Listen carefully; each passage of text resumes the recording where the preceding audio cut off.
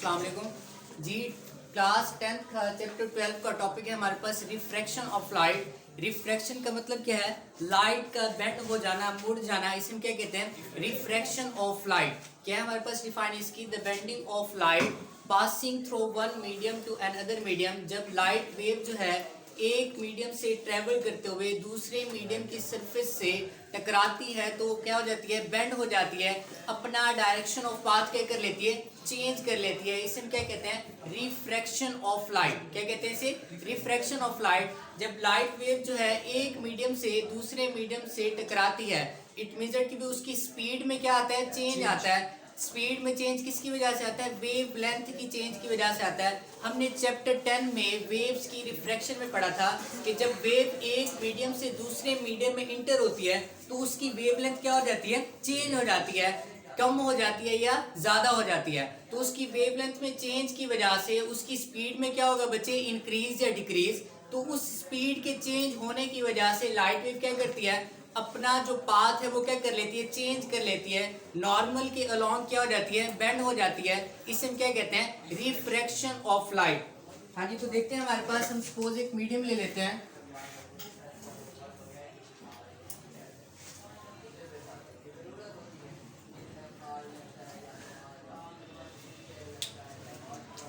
हाँ जी, ये हमारे पास एयर है मीडियम।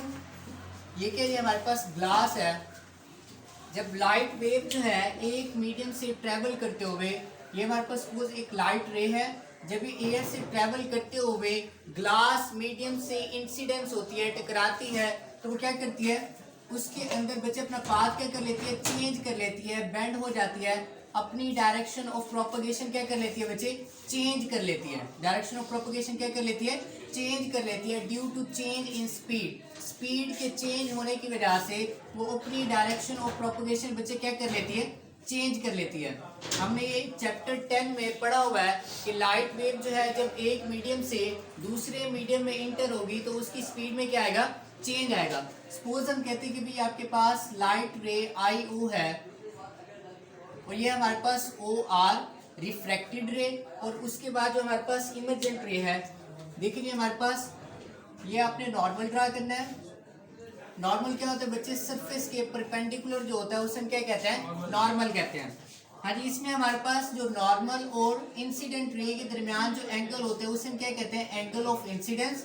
जो आपके पास रिफ्रैक्टेड रे और आपके पास नॉर्मल के दरमियान जो एंगल होगा उसे क्या कहते हैं? Angle of refraction. क्या कहेंगे आप? Angle of refraction. तो यहाँ पे हमारे पास बच्चे आई ओ जो है वो क्या है आपके पास? इंसिडेंट रे। आई ओ क्या है आपके पास? इंसिडेंट रे।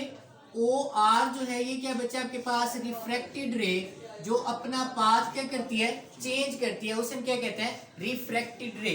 इसमें देखिए हमारे पास जो आपके पास एंगल आई है, एंगल ऑफ इंसिडेंस जो है वो आपके पास किसके दरमियान बनता है? एंगल ऑफ इंसिडेंस बच्चे इंसिडेंट रे और किसके दरमियान बनता है? Normal. Incident ray and normal के दरमियान जो एंगल बनता है उसे हम क्या कहते हैं बच्चे? Angle of incidence. और एंगल आर क्या है बच्चे आपके पास? Angle of refraction. क्या कहते हैं बच्चे इसे हम? Angle of refraction. कि जिस एंगल से वेव ने रिफ्रैक्ट किया है या जिस एंगल से वेव जो है वो क्या हुई है? बेंड हुई है, उसे हम क्या कहते हैं? Angle of refraction. और ये एंगल बच्चे किसके दरमियान बनता है? रिफ्रैक्टेड रे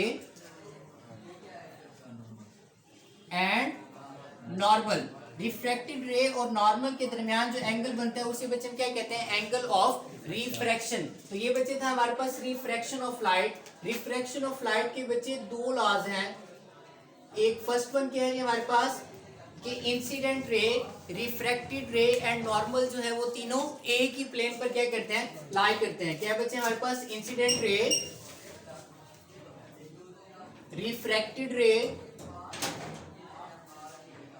एंड नॉर्मल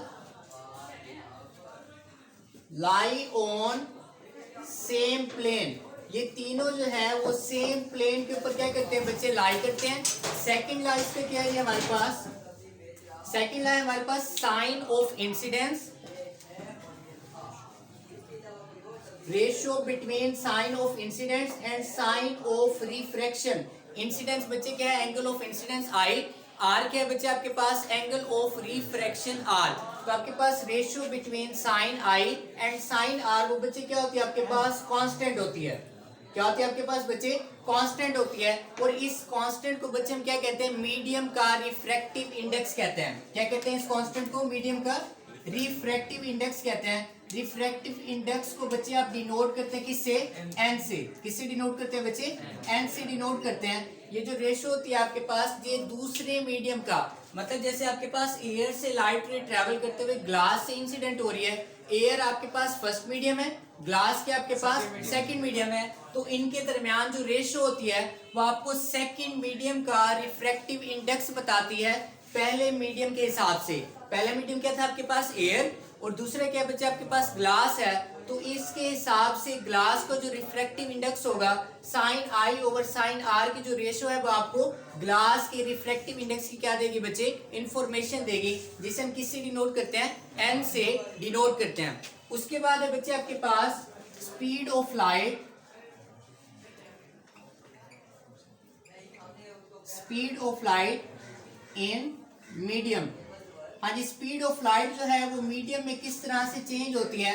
अभी मैंने आपको बताया रिफ्रैक्शन ऑफ लाइट में कि भी जब लाइट वेव जो है एक मीडियम से दूसरे मीडियम में क्या होगी, इंटर होगी, तो उसकी स्पीड में क्या आता है बच्चे, चेंज आता है। अब जैसे सपोज आपके पास एयर में जो है लाइट वेव जो है उसकी वेवलेंथ क्या है, ज्यादा है, जब वो ग्लास से बच्चे टकराएगी तो उसकी स्पीड कम हो जाएगी due to decrease in wavelength. Wavelength के डिक्रीज होने की वजह से उसकी स्पीड में भी क्या आएगा बच्चे, डिक्रीज आएगा। स्पीड में डिक्रीज आने की वजह से आपके पास लाइट जो है वो अपने नॉर्मल के अलोंग क्या हो जाती है, बेंड हो जाती है, अपना पाथ जो है वो थोड़ा सा क्या कर लेती है, चेंज कर लेती है, जिसे हम क्या कहते हैं बच्चे, रिफ्रैक्शन ऑफ लाइट। हम बात कर रहे थे speed of light in medium.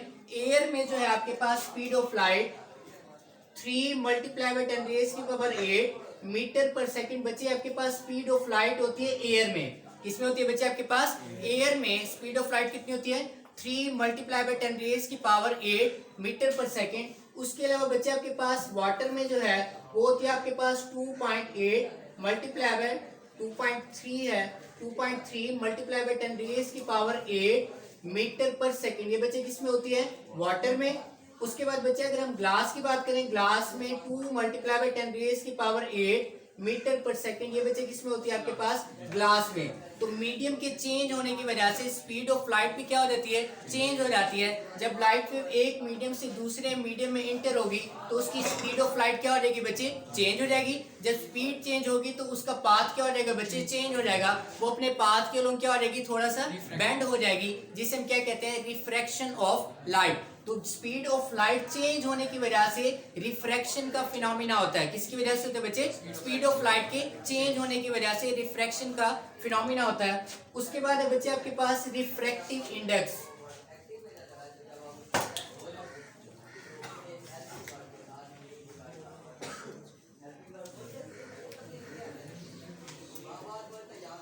Refractive index जो है बच्चे रेशियो होती है, इसे बच्चे डिनोट करते हैं एन से। किसे डिनोट करते हैं, एन से डिनोट करते हैं। या आपके पास रेशियो होती है between speed of light, speed of light in air divided by बच्चे क्या है आपके पास, speed of light in any medium. कोई भी दूसरा मीडियम, वो कोई भी हो सकता है, आपके पास वाटर हो सकता है, ग्लास हो सकता है, कोई भी आप मीडियम ले लें, आप वुड भी ले सकते हैं। तो आपके पास रिफ्रैक्टिव इंडेक्स जो है वो बेसिकली रेशियो होती है किसके दरमियान बच्चे, speed of light in air. जो आपके पास कॉमन जनरल वैल्यू जो है स्पीड ऑफ लाइट की वो कितनी है एयर में, 3 मल्टीप्लाई बाय 10 रेज़ की पावर 8 मीटर पर सेकेंड। और दूसरे मीडियम में स्पीड ऑफ लाइट क्या हो जाएगी बच्चे, चेंज हो जाएगी। जैसे मीडियम चेंज होगा तो स्पीड ऑफ लाइट भी क्या हो जाएगी, चेंज हो जाएगी। तो स्पीड ऑफ लाइट की जो रेशियो है एयर और किसी और मीडियम के दरमियान, उसे बच्चे हम क्या कहते हैं, रिफ्रैक्टिव इंडेक्स कहते हैं। क्या कहते हैं, रिफ्रैक्टिव इंडेक्स कहते हैं। आपकी बुक में बच्चे टेबल बना हुआ है, टेबल में डिफरेंट मटेरियल मीडियम की बच्चे उसने रिफ्रैक्टिव इंडेक्स की वैल्यू दी हुई है, वो आप वहां से क्या कर लेंगे बच्चे, याद कर लेंगे। उसके अलावा बच्चे इस टॉपिक के हवाले से कोई क्वेश्चन है आप कमेंट सेक्शन में पूछ सकते हैं।